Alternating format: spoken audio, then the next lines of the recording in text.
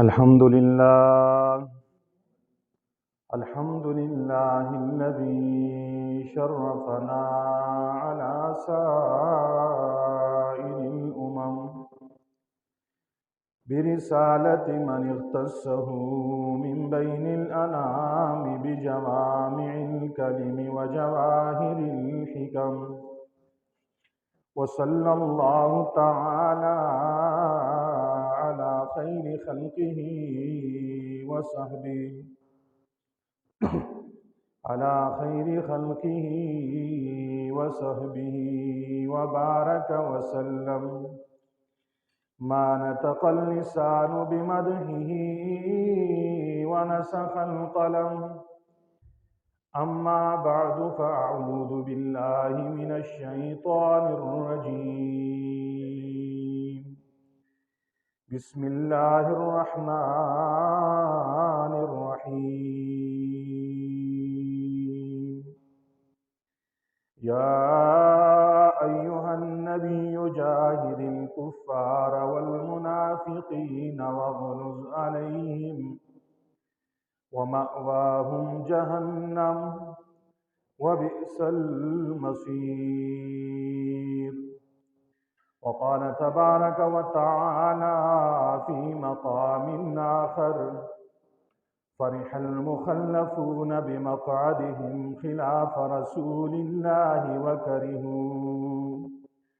وكرهوا أن يجاهدوا بأموالهم وأنفسهم في سبيل الله، وقالوا لا تنفروا في الحر قل نار جهنم أشد حرا لو كانوا يفقهون. صدق الله ورسوله النبي الأمي الكريم، ونحن على ذلك لمن الشاهدين والشاكرين، والحمد لله رب العالمين. إن الله وملائكته يصلون على النبي يا أيها الذين آمنوا صلوا عليه وسلموا تسليما. اللهم صل على سيدنا ومولانا محمد وعلى آل سيدنا ومولانا محمد، كما صليت على سيدنا إبراهيم وعلى آل سيدنا إبراهيم إنك حميد مجيد. رب اشرح لي صدري ويسر لي أمري واحلل عقدة من لساني. سبحانك لا علم لنا إلا ما علمتنا إنك أنت العليم الحكيم. گرامی قدر سامعین، معزز بزرگوں، دوستوں، نوجوان ساتھیوں، جہاں تک میری آواز جا رہی ہے، میری آواز سماعت فرمانے والی مسلمان ماؤں، بہنوں، بیٹیوں، السلام علیکم ورحمۃ اللہ وبرکاتہ۔ گزشتہ جمعۃ المبارک کی نشست میں غزوہ تبوک کے عنوان پہ ہمارا مذاکرہ شروع ہوا تھا۔ آج اسی کے تسلسل کو جاری رکھتے ہوئے کچھ معروضات آپ حضرات کی گوش گزار کرنا چاہوں گا۔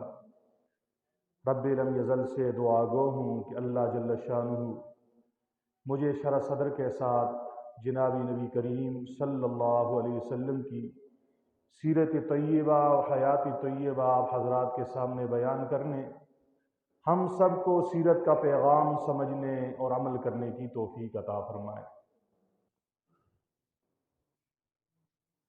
غزوہ تبوک رجب کے مہینے میں سن 9 ہجری کو تبوک کے مقام پر وقوع پذیر ہوا۔ اس غزوے کے بہت سارے اسباب تھے۔ اس کا ایک سبب تو یہ تھا کہ جناب نبی کریم صلی اللہ علیہ وسلم کو یہ اطلاع پہنچ گئی تھی کہ کیسر روم ہرقل مدینہ منورہ پہ حملہ کرنے کے لیے ایک لشکر جرار لے کے تیار بیٹھا ہے، اور اس نے اپنے فوجیوں کو، اپنے سپاہیوں کو 1 سال کا ایڈوانس راشن، تنخواہ، مراعات وغیرہ سے نواز دیا ہے۔ یہ خبر جب رسول اللہ صلی اللہ علیہ وسلم کو پہنچی، آپ علیہ الصلاۃ والسلام نے اپنے صحابہ کرام سے مشورہ کرنے کے بعد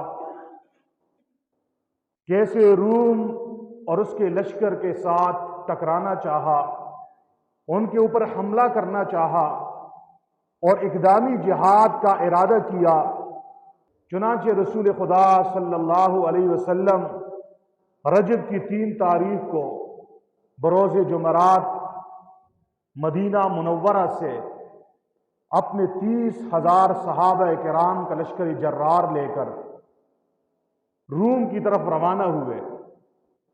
چنانچہ راستے میں بہت سارے واقعات پیش آئے، جن میں ایک واقعہ یہ بھی تھا کہ جب رسول اللہ صلی اللہ علیہ وسلم اور آپ کے صحابہ کرام کا گزر قوم سمود کی ویران بستیوں سے ہوا، جو کھنڈرات کی شکل میں آج بھی موجود ہیں، تو رسول اللہ صلی اللہ علیہ وسلم نے اپنے صحابہ کرام سے ایک ایمان افروز جملہ فرمایا اور میرے صحابہ اس جگہ سے جلدی جلدی تیزی کے ساتھ یہاں سے روانہ ہو جاؤ، اور خود اپنے سر کے اوپر ایک چادر کو اوڑھا، نگاہیں جھکا کر تیزی کے ساتھ اپنی سواری پہ سوار ہو کے سمود کے علاقے سے، ہجر والوں کے علاقے سے حضور آگے چل گئے،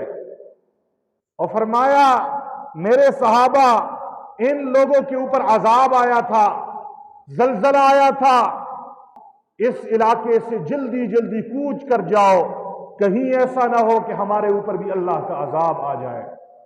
صحابہ کرام اس علاقے سے جلدی روانہ ہو گئے، چلتے گئے تبوک کے مقام پر صحابہ کرام نے اور حضور نے پڑاؤ ڈال دیا۔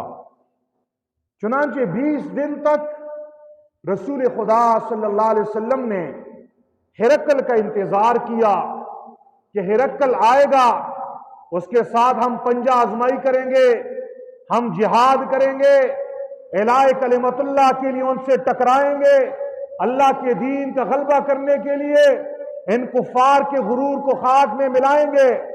لیکن ہرقل کو اس کی انٹیلیجنس والوں نے بتا دیا کہ محمد کے دیوانے، محمد کے پروانے، محمد کے شیدائی ابو بکر و عمر، اس نے تو اللہ کے راستے میں جان فدا کرنے کے ساتھ ساتھ، جان فدا کرنے کے جذبے کے ساتھ ساتھ ابو بکر نے اپنی ساری جمع پونجی محمد الرسول اللہ کے قدموں میں لا کے رکھ دیے، عثمان غنی نے 10,000 دینار لا کے رکھ دیے ہیں، 10,000 مجاہدین کو تلوار، نیزہ، نیام اور سواریاں دے دی ہیں۔ صحابہ کرام کو جوش، جذبہ، جنون عروج پہ ہے، اللہ کے راستے میں جام شہادت نوش کرنے کے لیے وہ اللہ سے شہادت کی دعائیں مانگ رہے ہیں۔ صحابہ کرام کے اس جذبے کا، اس جنون کا، اور اللہ کے رسول کے ساتھ محبت اور وفا کا جب خبر ہرقل کو پہنچی تو ہرقل گھبرا گیا، اس نے حملہ کرنے کے فیصلے کو ملتوی کر دیا۔ چنانچہ رسول خدا صلی اللہ علیہ وسلم کے اس اقدام سے بہت بڑا فائدہ ہوا۔ ایک فائدہ تو یہ ہوا کہ مکہ فتح ہو جانے کے بعد بہت سارے قبائل جو اس انتظار میں تھے کہ اہل مکہ کا فیصلہ ہو جائے تو ہم مسلمان ہوں گے، تو بہت سارے تو مسلمان ہو گئے تھے، لیکن کچھ قبائل ابھی تک انتظار میں تھے کہ روئی زمین پہ سپر طاقت روم کی تھی، وہ انتظار میں تھے اگر ہم کلمہ پڑھیں گے تو ہم چونکہ ہرقل کے ماتحت ہیں، ہم اس کے مجبور ہیں، تو ہم کلمہ پڑھیں گے تو جان سے چلے جائیں گے۔ اسی حضور کے اس اقدام سے کہ آپ جب تبوک میں آئے اور ہرقل نہ آیا تو دنیا والوں کو پتہ چل گیا کہ ہرقل برائے نام حکمران ہے، کوئی سپر طاقت نہیں ہے، روئی زمین پہ سب سے عدل و انصاف والا حکمران اور لوگوں کے لیے ہمدردی والا حکمران، لوگوں کے لیے خیرخواہی کا جذبہ رکھنے والا حکمران وہ تو محمد الرسول اللہ ہے۔ اسی لیے ہرقل کے زیر سایہ بہت ساری ریاستوں کے حکمران تبوک میں آئے اور حضور نبی کریم صلی اللہ علیہ وسلم کے ساتھ مذاکرات کیے۔ ان میں ایک حکمران ایلا کا حکمران تھا، اس کے علاوہ اور بہت سارے علاقوں کے حکمران آئے، کہنے لگے اللہ کے نبی ہم آپ سے نہیں لڑیں گے، ہم ہرقل کے ساتھی بھی نہیں بنیں گے، ہم آپ کی ریاست میں رہیں گے، ہمیں امن دیا جائے۔ حضور نے فرمایا امن کے ساتھ رہو، تمہیں کچھ نہیں کہا جائے گا، جو ہمارے حقوق ہیں وہ تمہارے حقوق ہیں۔ یہ وہ موقع ہے جس موقع پر جزیہ کا حکم اترا، حکم آ گیا کہ وہ لوگ جو آپ سے لڑنا نہیں چاہتے، اللہ اور اللہ کے رسول اور آخرت پر ایمان بھی نہیں ہے، فرمایا آپ ان سے جزیہ لے سکتے ہو۔ جزیہ اس ٹیکس کو کہتے ہیں جو اسلامی ریاست کا حکمران غیر مسلموں سے ان کی جان مال عزت آبرو کے تحفظ کے بدلے میں ان سے ٹیکس لیتا ہے، اسے جزیہ کہتے ہیں۔ چنانچہ اس اقدام سے دنیا پہ ایک پریشر آ گیا، بڑے بڑے بدماشوں کا سر جھک گیا، ان کا غرور خاک میں مل گیا، اور ہرقل بھی گھبرا گیا کہ محمد الرسول اللہ کے صحابہ کچھ سال پہلے موتا کے مقام پر میری لشکر سے ٹکرائے تھے، آج وہ میرے گھر پہ آ گئے ہیں، میری سرحد پہ آ گئے ہیں، اگر میں نے پہل کی تو کرسی مجھ سے چلی جائے گی، یہ ریاست پہ وہ فتح حاصل کر لیں گے۔ اسی لیے ہرقل نہ آیا۔ رسول اللہ صلی اللہ علیہ وسلم نے اپنے صحابہ کرام کی میٹنگ بلا دی۔ سیرت کا آپ جب مطالعہ کریں گے تو آپ کو حضور کی زندگی میں ایک روشن باب ہی ملے گا۔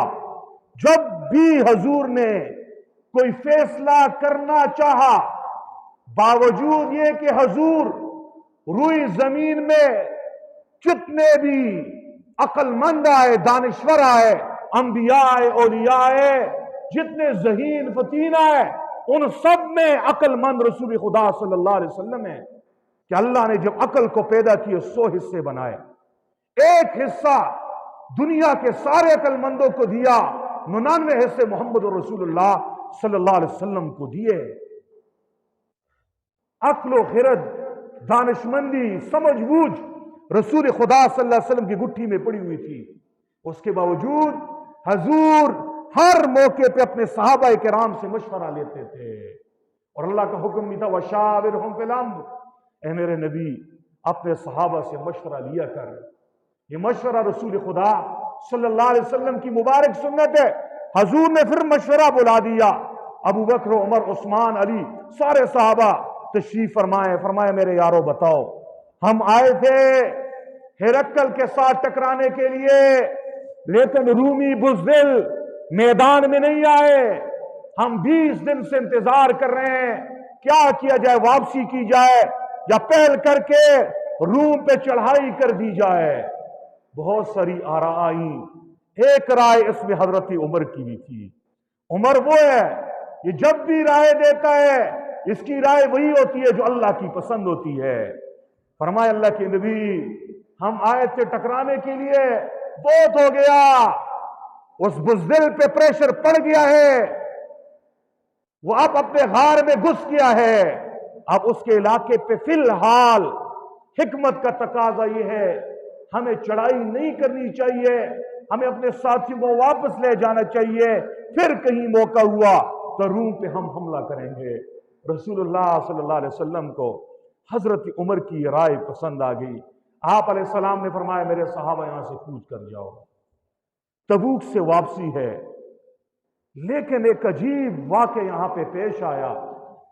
ان مجاہدین میں، تبوک کے ان مجاہدین میں ایک صحابی بڑا عجیب ہے جس کا نام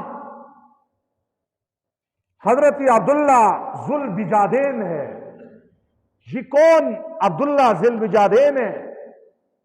یہ قبیلہ مزینہ کے ساتھ ان کا تعلق تھا، اور بچپن میں ہی یتیم ہو گئے، والد کا سایہ سر سے اٹھ گیا، اپنے چچا کی زیر کفالت تھے، چچا کے ساتھ تجارت کے اندر شریک ہو گئے، کرتے کرتے عبداللہ ذو البجادین کی تجارت کو 4 چاند لگ گئے، اونٹوں، بکریوں اور درہم و دینار کے مالک بن گئے۔ جب رسول اللہ صلی اللہ علیہ وسلم مکہ سے مدینہ منورہ آئے، عبداللہ ذو البجادین کے دل میں یہ خیال آ گیا کہ میں بھی محمد کا سچا عاشق بننا چاہتا ہوں، مجھے بھی کلمہ پڑھ لینا چاہیے، حضور کے صحابی کا شرف پا لینا چاہیے۔ لیکن چچا کے ڈر کی وجہ سے اپنی بات کو، اپنے ارادے کو دل ہی دل میں چھپائے رکھا۔ زمانہ گزرتا گیا، مکہ فتح ہو گیا، مکہ فتح ہو گیا۔ مکہ والوں کی چودراہٹ کا نشہ اور غرور کا نشہ خاک میں مل گیا۔ عبداللہ ذو البجادین سے رہا نہ گیا، گئے چچا جان سے کہنے لگے، اے میرے چچا جان، میرا دل کرتا ہے کہ محمد برحق نبی ہے، اس کا کلمہ پڑھ لینا چاہیے، میں کلمہ پڑھنا چاہتا ہوں، اگر آپ کی اجازت ہو۔ چچا جان کہنے لگا، عبداللہ آپ کلمہ نہیں پڑھ سکتے، آپ میرے زیر سایہ ہو، جو میں کہوں گا وہی مانو گے، جس کی اجازت میں دوں گا وہی کرو گے۔ عبداللہ ذو البجادین کے ساتھ اللہ نے بھلائی کا ارادہ کر لیا تھا، قسمت کا ستارہ چمک گیا تھا، تقدیر میں لکھ دیا گیا تھا کہ یہ بھی محمد کے صحابہ میں سے ہوگا۔ چنانچہ کہنے لگا، آپ کی اجازت ہو پھر بھی میں نے کلمہ پڑھنا ہے، اجازت نہ ہو پھر بھی میں نے کلمہ پڑھنا ہے۔ چچا غصے میں آ گیا، تیش میں آ گیا، کہنے لگا، کلمہ پڑھنا ہے تو اس کی پاداش میں تجھے سخت سزا دی جائے گی، کروڑوں کا مال تیرا ہے، لیکن یہ تیرا نہیں ہے، یہ میری وجہ سے تو کروڑ پتی بن چکا ہے، اونٹوں اور بکریوں کا مالک ہو چکا ہے، یہ سارا واپس کرنا پڑے گا۔ تیرے پاس جو قیمتی پوشاک ہے، لباس ہے، یہ بھی میرا ہے، یہ بھی واپس کرو، اور سب کچھ میرے حوالے کر دو، پھر جاؤ کلمہ پڑھو، تمہیں اجازت ہے۔ عبداللہ ذو البجادین حضور کا سچا عاشق بن گیا تھا، عشق سب کچھ کرا دیتا ہے۔ جب اللہ اور اللہ کے رسول کی محبت دل میں آ جائے، پھر محبت میں بڑی سے بڑی قربانی دینا آسان ہے۔ محبت نہ ہو تو اللہ اور اللہ کے رسول کا وہ حکم جس کو بجا لانا آسان ہے، اس کو بھی پورا کرنا مشکل ہو جاتا ہے۔ عبداللہ ذو البجادین نے کہا، یہ لو اپنے اونٹ، یہ لو اپنی بکریاں، یہ درہم و دینار لے لو۔ چچا جان کہنے لگا، تیرے تن پہ جو کپڑے ہیں یہ بھی میرے ہیں، نکالو اس کو۔ کپڑے بھی اس نے لے لیے، تن کپڑوں سے خالی ہے۔ ماں کے پاس کسی طریقے سے پیغام بھیجا، تیرا بیٹا کلمہ پڑھنے کی پاداش میں، ایمان لانے کی وجہ سے آج عمارت سے غربت میں پھر آ گیا ہے۔ غربت کا عالم یہ ہے، اس کے جسم پہ پہننے کے کپڑے نہیں ہیں۔ ماں نے ایک داری دار چادر اپنے بیٹے کے لیے بھیجی، فرمایا بیٹے اسے اوڑھ لو۔ چادر کو اوڑھا، محمد الرسول اللہ صلی اللہ علیہ وسلم سے ملنے کے لیے حضور کے دولت کدہ پہ تشریف لایا۔ حضور نے دیکھا دو چادریں ہیں، ایک سے اسے لنگی باندھی ہے، ایک اوپر اوڑی ہوئی ہے۔ چنانچہ عبداللہ ذو البجادین صفہ کے چبوترے میں ابو ہریرہ کے ساتھ ہی ایک ہی درسگاہ کے طالب علم بن گئے، اور ایسے طالب علم بن گئے قرآن پڑھتے تھے، رویا کرتے تھے اور اونچی آواز سے قرآن کی تلاوت کرتے تھے۔ حضرت عمر رضی اللہ تعالیٰ عنہ کا گزر ہوا، حضرت عمر نے دیکھا عبداللہ بڑی بلند آواز سے تلاوت کر رہا ہے، فرمایا عبداللہ ذرا آواز کو دھیمی رکھ۔ حضور سے شکوہ کیا، یہ عبداللہ بڑی بلند آواز سے تلاوت کر رہا ہے۔ حضور نے فرمایا اب اے عمر داؤ اسے چھوڑ دو، یہ وہ عاشق صادق ہے، اس نے اللہ اور اللہ کے رسول کی ہجرت کی ہے اور میرے پاس ہے، اس کو اس کے حال پہ چھوڑ دو۔ چنانچہ وہ صحابی ہے عبداللہ ذو البجادین، جب تبوک کا موقع ہے نا، تبوک کے لیے لشکر تیار ہو گیا، عبداللہ نے اپنا نام لکھ دیا، حضور کے ساتھ جا رہے ہیں۔ راستے میں کہنے لگے اللہ کے نبی میرے لیے دعا کیجئے کہ میں شہید ہو جاؤں، میں کیا ہو جاؤں؟ شہید ہو جاؤں۔ حضور نبی کریم صلی اللہ علیہ وسلم نے فرمایا عبداللہ جاؤ، وہ سامنے بیری کا درخت ہے، اس سے چھلکا اتار کے لاؤ۔ چھلکا اتار کے لایا، حضور نے چھلکے کو عبداللہ کے بازو پہ باندھا، پھر دعا کی اللہ میں اس کے خون کو کافروں پہ حرام کرتا ہوں کہ کافر اس کا خون نہ بہائے۔ یہ جملہ کہنا تھا، عبداللہ کی چیخ نکل گئی، تڑپ گئے، کہنے لگے اللہ کے رسول میں نے تو دعا کا کہا تھا کہ شہید ہو جاؤں، آپ نے بچنے کی دعا کر دی کہ میں زندہ رہوں۔ حضور نے فرمایا عبداللہ تو میرا وہ صحابی ہوگا نا، تو جائے گا جہاد میں، تیرا خون نہیں بہے گا، بخار آئے گا تجھے، بخار میں تیرا انتقال ہو جائے گا، تیرا شمار پھر بھی شہداء میں ہوگا۔ تبوک میں چلے گئے، یہ سارا واقعہ اسی مناسبت سے میں نے بیان کیا۔ تبوک میں حضور کی واپسی ہو رہی ہے، دیکھا کہ عبداللہ ذو البجادین کو سخت بخار چڑھا ہوا ہے، بخار کی شدت۔ اسی اثناء میں کسی نے بتایا کہ عبداللہ پہ غشی طاری ہو گئی ہے، حضور گئے، نزع کا عالم ہے، زبان پہ کلمہ ہے، اور دنیا سے چلے گئے، اپنی جان آفرین کر دی۔ رسول اللہ صلی اللہ علیہ وسلم نے فرمایا میرے صحابہ اس کے لیے قبر کھودو، قبر کی کھدائی کی گئی۔ حضور نے فرمایا اسے اب ہم نے اس کا جنازہ پڑھنا ہے، دفن کرنا ہے۔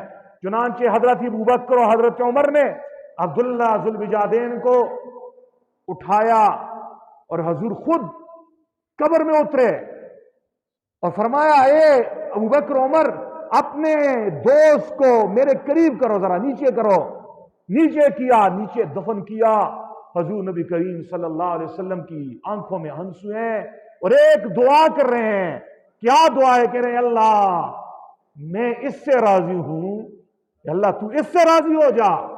حضرت عبداللہ بن مسعود فرماتے ہیں میں نے یہ دعا سنی، میرے دل میں آیا کاش عبداللہ تیری جگہ عبداللہ بن مسعود یہاں پہ ہوتا اور آج یہ حضور اس کو اپنے ہاتھوں سے قبر میں اتارتے ہیں۔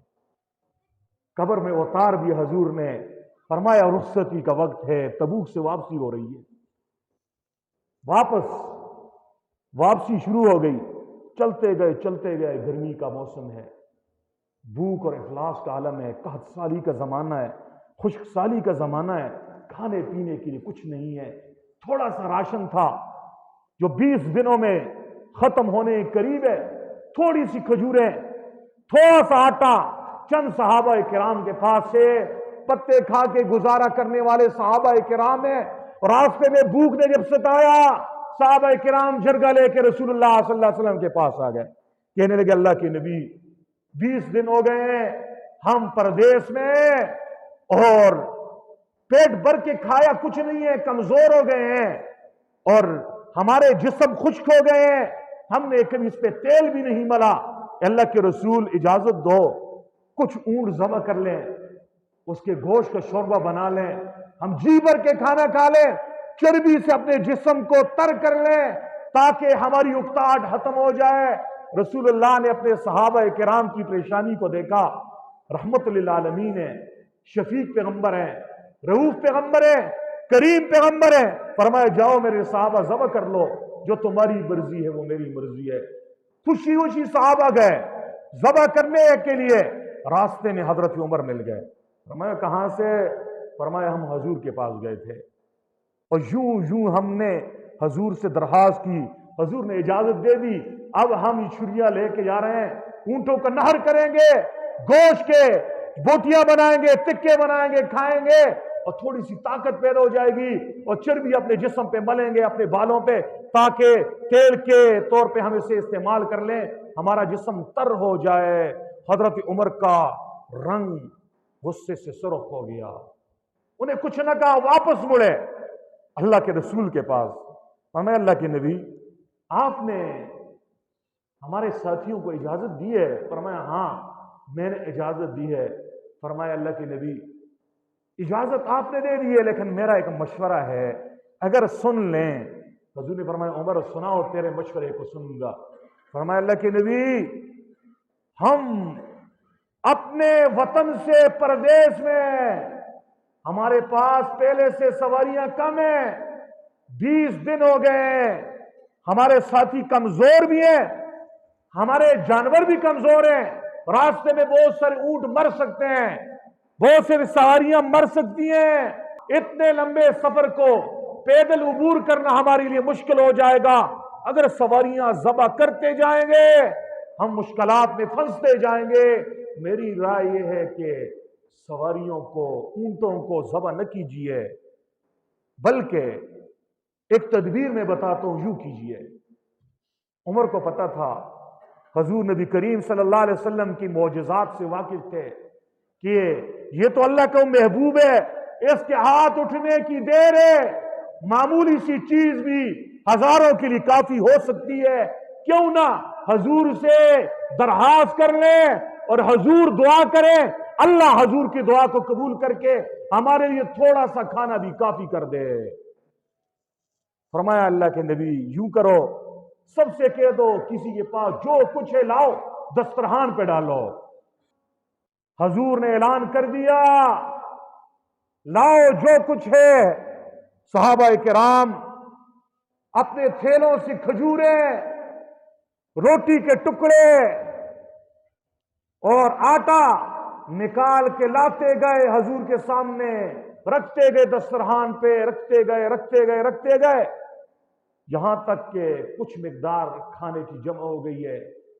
30,000 صحابہ کرام کے لیے تو دور کی بات، وہ 100 صحابہ کے کھانے کے لیے بھی کافی نہیں تھی۔ حضور نبی کریم صلی اللہ علیہ وسلم نے عمر کی بات کو مانا، کھانے کے ڈھیر کو دیکھا، وضو کیا، 2 رکعت نفل نماز پڑھی، صلاۃ حاجت کی 2 رکعت نماز پڑھی، پھر اللہ کے سامنے ہاتھ اٹھا دیے، اے اللہ تیرے نبی کے یہ صحابہ، تیرے دین کے دیوانے آج بھوک میں، اللہ اس تھوڑے سے کھانے کو ہمارے لیے بابرکت بنا دے، ہمارے لیے کافی کر دے۔ رسول خدا صلی اللہ علیہ وسلم نے اپنے چہرہ انور پہ ہاتھ پھیرا، ہاتھ پھیرنے کی دیر تھی، فرمایا میرے صحابہ کھاؤ بسم اللہ کر کے، لیکن جھپٹنا ہی نہیں ہے، چھیننا نہیں ہے، سلیقے کے ساتھ اللہ کا نام لے کے کھانا شروع کر دو۔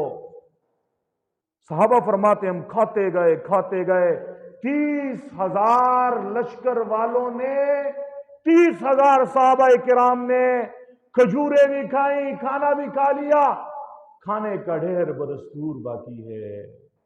یہ رسول اللہ صلی اللہ علیہ وسلم کا معجزہ تبوک سے واپسی کے موقع پر راستے میں ایک جگہ پہ یہ صادر ہوا۔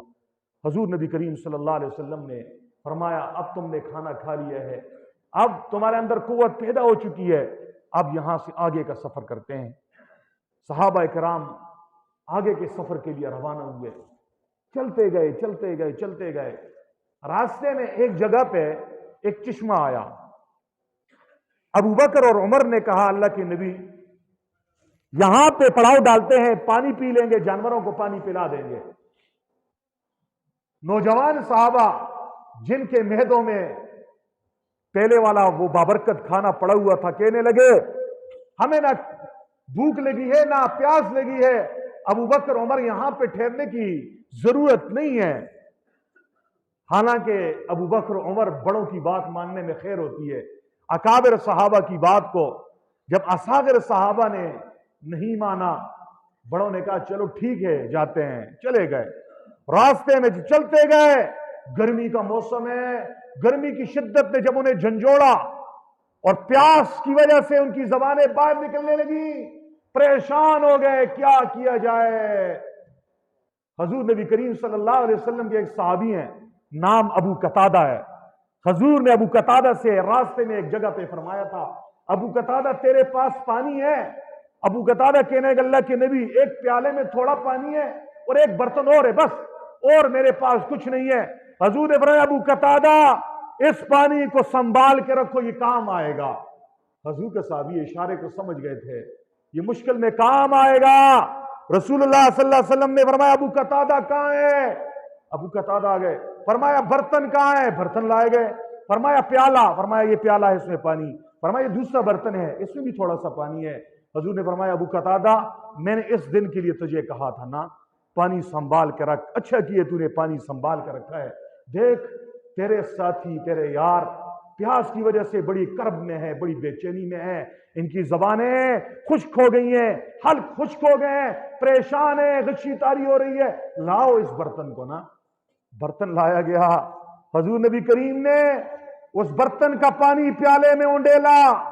साहबा किराम फरमाते हैं हजूर ने अबू कतादा से बर्तन लिया, बर्तन का पानी प्याले में उंडेला। उंडेलने के बाद सब साहबा ने 30,000 साहबा किराम दायरे की शक्ल में, गोया चश्मे तसव्वुर में हम देख रहे हैं, खड़े हैं। हजूर ने प्याले में पानी डाला, अल्लाह का नाम लेके अपनी उंगलियों उसमें रख दी और फरमाया अल्लाह पानी जारी करना तेरा काम है। हजूर की दुआ थी। साहबा किराम फरमाते हैं हजूर के उंगलियां मुबारक से पानी के चश्मे जारी हो गए, ऐसे जारी हो गए, साहबा पीते गए पीते गए। 30,000 सहाबा किराम ने पानी पी लिया, चश्मे जारी हैं। 12,000 ऊंटों को पानी पिला दिया, पानी फिर भी जारी है। 12,000 घोड़ों को पानी पिला दिया, पानी फिर भी बाकी है। और सहाबा किराम ने अपने साथ तबर्रुक के तौर पे रसूलुल्लाह सल्लल्लाहु अलैहि वसल्लम के मौजज़े की सूरत में जो पानी उंगलियों से जारी था अपने साथ लेकर वो भी मदीना मुनव्वरा लेकर आ गए। अल्लाह अकबर कबीरा। जब मदीना मुनव्वरा के करीब पहुंचे, सामने जबल उहद है, इधर हजूर और आपके सहाबा हैं। बुखारी की रिवायत है, हजूर नबी करीम सल्लल्लाहु अलैहि वसल्लम ने इरशाद फरमाया हादा जबलुन युहिब्बुना व नुहिब्बुहु। फरमाया ये वो पहाड़ है जो हमसे मोहब्बत करता है, हम इससे मोहब्बत करते हैं, हम इससे मोहब्बत करते हैं, हमसे मोहब्बत करता है। कोई खुश्क आदमी सवाल कर सकता है जिससे बाब इश्क से वास्ता ना हो, पहाड़ कैसे मोहब्बत कर सकता है? रूई जमीन की हर चीज को अल्लाह ने एक खास किस्म की हयात दी है, जिंदगी दी है, लेकिन उसको हम नहीं समझ सकते, वो अल्लाह ही जानता है। इसलिए उस हयात की वजह से, उस शऊर की वजह से जबल उहद भी पहचानता था कि ये रसूलुल्लाह हैं, और ये जानता था ये अबू बकर है, ये उमर है। मदीना मुनव्वरा में आए, सहाबा इकराम मदीना मुनव्वरा में दाखिल हो रहे हैं। सहाबियात और मासूम बच्चियां हजूर के इस्तकबाल में, लश्कर के इस्तकबाल में सनीयतुल वदा की घाटी तक आई हैं। हाथ में मासूम बच्चियों के दफ हैं और खुशी से एक नगमा गा रही हैं, तलहल बद्रु अलैना मिन सनियातिल वदाए वजब शुक्र अलैना मा दआ लिल्लाहि दाए। फरमाया आज 14वीं का चांद सनियतुल वदा की घाटी से तुलू हो गया, हमारे ऊपर शुक्र करना वाजिब है कि एक अल्लाह की तरफ बुलाने वाले ने हमें अल्लाह की तरफ बुलाया।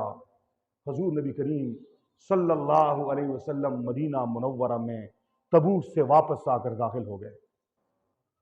अब حضور نبی کریم صلی اللہ علیہ وسلم جب تبوک پہ جا رہے تھے نا، تو مدینہ میں منافقین نے ایک مسجد تعمیر کی تھی جس کا نام مسجد زرار ہے، اور اس کے بانی مبانی ابو عامر راہب تھا جس نے عیسائیت کا مذہب قبول کیا تھا اور حضور کا دشمن بن گیا، روم چلا گیا ہرقل کے پاس۔ وہاں سے مدینہ کے منافقین عبداللہ ابن ابی کے ساتھ ساز باز کر کے دہشت گردی اور بدامنی کا ایک اڈا مدینے میں قائم کرنا چاہا، مسجد زرار کے نام سے۔ نام مسجد اور فرقواریت اور دہشت گردی کا یہ اڈا تھا۔ یہ تعمیر کیا اور رسول اللہ کے پاس آئے، کہنے لگے اللہ کے نبی، آپ ریاست مدینہ کے حکمران ہیں، تو سرکاری طور پہ آپ بطور حکمران ہماری اس مسجد کا افتتاح کریں تاکہ سرکار کا سٹیمپ اس پہ لگ جائے کہ اسے سرکار کی طرف سے یہ سرٹیفائیڈ ہے اور یہ رجسٹرڈ مسجد ہے۔ حضور نبی کریم نے فرمایا ابھی ہم تبوک کی طرف جا رہے ہیں، واپس آئیں گے دیکھیں گے۔ راستے میں حضور نے فرما دیا تھا، اپنے دو صحابہ سے فرمایا، ایک کا نام مالک بن دخشم ہے، ایک کا نام مان بن عدی ہے، فرمایا تم دونوں جاؤ اور مسجد زرار کو منہدم کر کے اس کو آگ لگا دو۔ یہ مسجد نہیں ہے، یہ فسادات کا گڑھ ہے۔ اسی کے بارے میں قرآن کریم کی آیت اتری، والذین اتخذوا مسجدا ضرارا وکفرا وتفریقا بین المؤمنین وارصادا لمن حارب اللہ ورسولہ۔ فرمایا وہ لوگ منافق اتخذوا مسجدا ضرارا، جنہوں نے مسجد زرار تعمیر کی ہے، وکفرا وتفریقا بین المؤمنین، کس لیے؟ مسلمانوں میں تفرقہ ڈالنے کے لیے، فرقواریت کو ہوا دینے کے لیے، وارصادا لمن حارب اللہ ورسولہ، اللہ اور اللہ کے رسول کے ساتھ دشمنی کرنے والوں کے لیے ایک اڈے کے طور پر۔ چنانچہ رسول اللہ صلی اللہ علیہ وسلم کے یہ دو صحابہ کرام گئے اور انہوں نے اس مسجد کو منہدم کر دیا اور اس کو آگ لگا دی کہ یہ فسادات اور بدامنی اور دہشت گردی کا گڑھ ہے۔ اس سے معلوم یہ ہوتا ہے کہ مسجد جوڑ کی جگہ ہوتی ہے، مسجد محبت کی جگہ ہوتی ہے۔ وہ مسجد نہیں ہے جس کے ممبر و محراب سے فرقواریت کو ہوا دی جائے، جس کے ممبر و محراب سے مسلمان کے اوپر کفر و فسق کے فتوے تھوپے جائیں، جس کے ممبر و محراب سے کلمہ گو مسلمانوں کی تکفیر کی جائے، جس کے ممبر و محراب سے کلمہ گو مسلمانوں کی جان لینے کے فتوے صادر ہوں، وہ مسجد نہیں ہے، وہ مسجد زرار ہو سکتی ہے۔ مسجد تو وہ ہے جو مسجد نبوی کا نمونہ ہو، مسجد نبوی کے اعمال سے آباد ہو، جہاں پہ تعلیم و تعلم ہو، جہاں پہ پڑھنے پڑھانے کا کام ہو، جہاں پہ تزکیہ کا کام ہو، جہاں پہ لوگوں کے دل کی دنیا بدلنے کا کام ہو، جہاں پہ لوگوں میں محبت بانٹنے کا کام ہو، جہاں پہ دو فریقین کو جوڑنے کا کام ہو، یہ مسجد کا کام ہوتا ہے، مسجد نبوی کا۔ تو وہ مسجد زرار وہ مسجد نہیں تھی، نام مسجد کا تھا، اس لیے اللہ نے آیت اتار دی اور حضور نے اس مسجد کو گرا دیا۔ اب حضور مدینے میں پہنچ گئے، جب جا رہے تھے نا تو 30,000 صحابہ چلے گئے حضور کے ساتھ، منافقین پیچھے رہ گئے تھے۔ وہ اب حضور واپس جب آئے، وہ آئے اور بہانے کرنے لگے، اللہ کے نبی میں اس لیے نہیں جا سکا، میرا یہ عذر، میرا یہ عذر، میرا یہ عذر، بہت سارے انہوں نے بہانے کیے۔ حضور نبی کریم صلی اللہ علیہ وسلم چونکہ عالم الغیب نہیں ہے، تو حضور نبی کریم صلی اللہ علیہ وسلم نے ان کی ظاہر کو دیکھ کر، ظاہری بیانیوں کو دیکھ کر کہا جاؤ۔ اس غزوہ تبوک میں 10 ایسے صحابہ کرام جو جانا چاہتے تھے، بغیر کسی عذر کے وہ بیچارے نہ جا سکے، بغیر کسی عذر کے وہ بیچارے نہ جا سکے۔ ان میں سے 7 آدمی ایسے ہیں، وہ بھی حضور کے پاس آ سکتے تھے، بہانے بنا سکتے تھے، لیکن وہ رسول اللہ صلی اللہ علیہ وسلم کے پاس نہیں آئے۔ اور انہوں نے اپنے آپ کو مسجد نبوی کے ایک ستون سے باندھ لیا ساتھ میں، اور 3 ایسے ہیں انہوں نے مسجد نبوی کے ستون سے اپنے آپ کو نہیں باندھا، گھر ہی کے اندر رہے، ساتھ میں اپنے آپ کو مسجد نبوی کے ستون سے باندھ لیا کہ ہم اس وقت تک اپنے آپ کو نہیں آزاد کریں گے جب تک ہماری توبہ قبول نہ ہو جائے۔ ان میں سے ایک صحابی ابو لبابہ ابن عبد المنذر ہے، اس نے بھی اپنے آپ کو باندھا ہے، اور ادھر باندھا ہے جہاں سے حضور مسجد میں آتے جاتے ہیں۔ ایک ہفتہ گزر گیا، ہفتے کے بعد بے ہوش ہو کے گر گئے۔ حضور نبی کریم صلی اللہ علیہ وسلم کو کسی نے بتایا، فرمایا اگر یہ میرے پاس آتا میں اس کے لیے بخشش کی دعا کرتا، اس نے اپنے آپ کو خود باندھا ہے، اب اس وقت تک میں نہیں چھڑاتا جب تک اس کی توبہ قبول نہ ہو۔ چنانچہ ان 7 آدمیوں کی جب توبہ قبول ہوئی، رسول اللہ نے ان 7 کو اپنے ہاتھوں سے آزاد کیا۔ ابو لبابہ ابن عبد المنذر بھی ایک اس میں تھا۔ بعض کہتے ہیں کہ غزوہ بنی قریظہ میں ابو لبابہ ابن عبد المنذر نے ایک غلطی کی تھی۔ جب یہود نے ان سے پوچھا نا کہ حضور کو ہم اپنا حکم بنا لیں اور ہم قلعے سے اتریں تو حضور ہمیں معاف کریں گے، تو اس نے اشارہ کیا گردن کی طرح ایسا کہ حضور تمہاری گردن ماریں گے، گویا کہ یہ قسم کا انہوں نے حضور کا راز افشا کر دیا۔ تو اپنے لیے سزا کے طور پر غزوہ بنو قریظہ کے بعد ابو لبابہ ابن عبد المنذر مسجد نبوی میں اپنے آپ کو ستون سے اس نے باندھ لیا۔ بعض سیرت نگار کہتے ہیں ابو لبابہ نے اپنی زندگی میں 2 مرتبہ یہ کام کیا ہے، ایک مرتبہ غزوہ بنی قریظہ کے موقع پر، اور ایک مرتبہ تبوک سے پیچھے رہ جانے کی وجہ سے۔ 3 صحابہ کرام ایسے ہیں جو گھروں میں تھے، ان میں ایک کا نام کعب بن مالک ہے، دوسرے کا نام مرارہ بن ربیع ہے، اور تیسرے کا نام ہلال بن امیہ ہے۔ یہ تینوں بھی تھے، یہ بھی غزوہ تبوک سے پیچھے رہ گئے۔ ان میں کعب بن مالک جوان تھے، باقی 2 آدمی بوڑھے تھے، وہ دونوں گھر میں ہی رہے، روتے گئے حتیٰ کہ کمزور ہو گئے۔ کعب بن مالک جوان آدمی ہے، وہ کہتے ہیں میں مسجد میں آیا کرتا تھا، حضور کو سلام کرتا تھا، حضور خفقی سے مسکرا جاتے، جواب دے دیتے، لیکن محبت کا اظہار نہ کرتے۔